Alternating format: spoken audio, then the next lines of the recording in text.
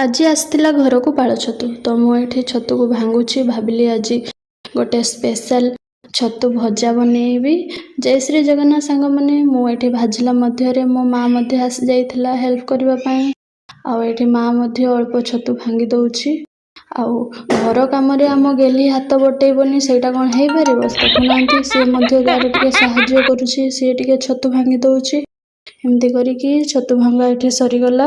ତାପରେ ଏଠି ମୁଁ ଛତୁକୁ ଧୋଇକି ଭଲ ଭାବରେ ରଖିଦେଇଛି। ପିଆଜ କାଟିବା ପାଇଁ ଆସିଲି। ଗେଲି ପୁଣି ଆସିଗଲା ମୋତେ ସାହାଯ୍ୟ କରିବା ପାଇଁ। ଦେଖୁନାହାନ୍ତି ପ୍ଲେଟ୍ ଧରିଛି। ତାପରେ ମୁଁ ଏଠି ପିଆଜ କାଟିଦେଲି। ସିଏ ତାର ପ୍ଲେଟ୍ ଦେବା ପାଇଁ ନାରାଜ।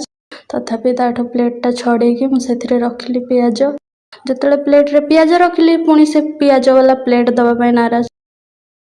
କଢ଼େଇରେ ପକେଇଲି ତେଲ ଗରମ ହେଲା। ପକେଇଲି ରସୁଣ ଟିକେ ଭାଜି ହେଲା ପରେ ଏଠି ପକେଇବା ପିଆଜ ପକେଇଲା ପରେ ଟିକେ ଭାଜିଦେବା। ମୁଁ ଏଇଠି ପ୍ରଥମରେ ହିଁ ପିଆଜରେ ଲୁଣ ପକେଇ ଦେଇଛି।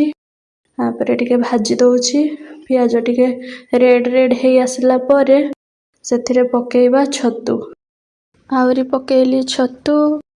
ଏଇଭଳିଆ ଭାବରେ ଯେତେ ସବୁ ଛତୁ ଥିଲା ସବୁକୁ ପକେଇଲି। ଛତୁକୁ ପକେଇ ସାରିଲା ପରେ ଟିକେ ଭାଜିଦେଲି। ଟିକେ ଭାଜିଦେଲା ପରେ ସେଥିରେ ପକେଇବା ହଳଦୀ ଗୁଣ୍ଡ ପକେଇ ସାରିଲା ପରେ ଏପର୍ଯ୍ୟନ୍ତ ସବୁ ଠିକ୍ ଚାଲିଥିଲା ସାଙ୍ଗମାନେ। କିନ୍ତୁ ଯେମିତି ଛତୁ ପଡ଼ିଲା ଏତେ ପାଣି ବାହାରିଲା ଯେ ମୁଁ ଭାବିଲି ଛତୁ ଫ୍ରାଏ ନୁହଁ ବରଂ ଛତୁ ଝୋଳ ହେବ। ତାପରେ ମୁଁ ଏଠି ଧୈର୍ଯ୍ୟ ଧରି ଅପେକ୍ଷା କଲି। ଗେଲି ମାମା ସହ ଟିକେ ଖେଳିଲି। ତାପରେ ପୁଣି ଆସି ଦେଖିଲା ବେଳକୁ ଛତୁ ଫ୍ରାଏ ଆମର ଏଠି ରେଡ଼ି ହେଇଯାଇଛି।